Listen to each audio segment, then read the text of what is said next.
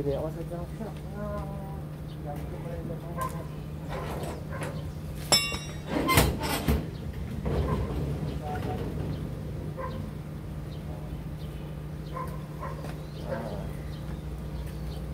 Troubleshoot sa bubong. Actually na-solve ko na. May nabagsakan ng sanga, tapos nag-ano, kumikislap yung linya ng kuryente namin, yung dugtong. Nagbago kasi ako ng linya ng kuryente. Uy, project. Oo. Ano, patang na sangkalan? Sangkalan? Oo, sangkalan ba? Ah, pwede. Oo. Saan ang welding machine? May welding ka?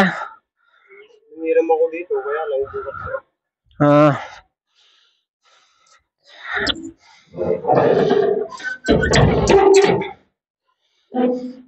Kapitbahay ko. Project.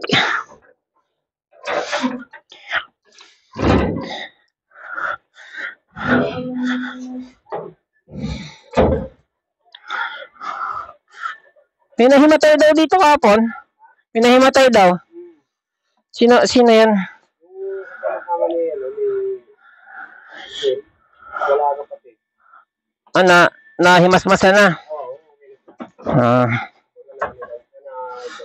Yan ang hangin. Higa daw dito, sabi ng bata eh.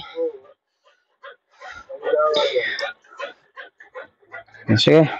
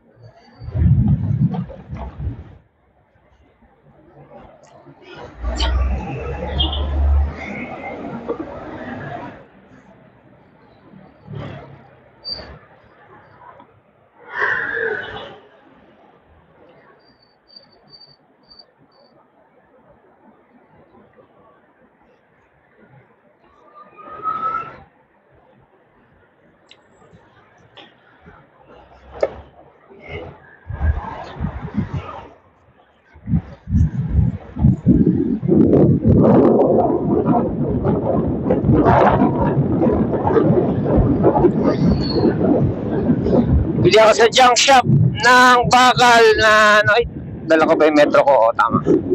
Ng bakal na tawag na ito, kapelya.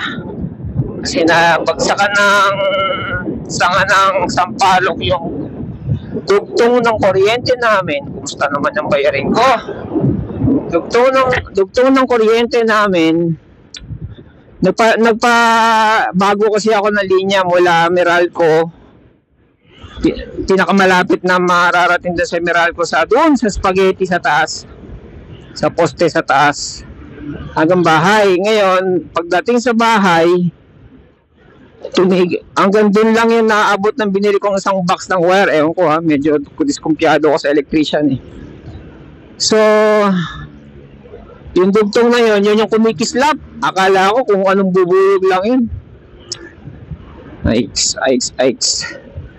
Kaya ngayon, isasabi ko na siya ng maayos dun sa ginawa kong project na poste. May ginawang project na poste.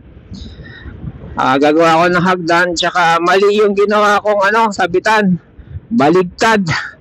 Nasa kanan, dapat sa kaliwa pala. So, yan. Ng project ko ngayon.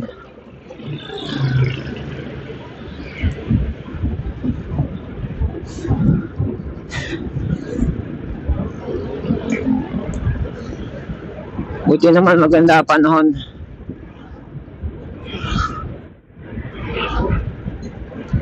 U-turn ako rito. May malaking junk shop dito eh. Ang mahal pa rin.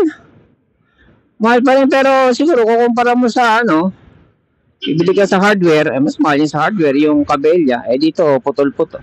Hindi, actually mahal dito, totoo lang. Pero dahil sa junk shop siya, tawag na ito.